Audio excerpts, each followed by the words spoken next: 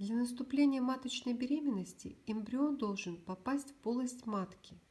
Осуществляется это за счет перистальтики маточной трубы и ворсинчатого эпителия.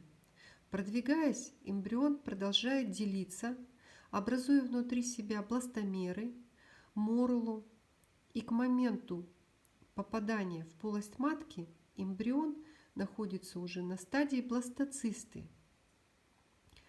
В полости матки бластоциста должна разорваться. Этот процесс называется естественный хэтчинг.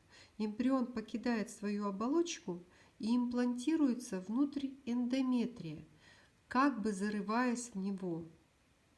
Как только эмбрион попадает внутрь эндометрия, он начинает прорастать ворсинами хориона. В этот момент в крови обнаруживается уже уровень ХГЧ.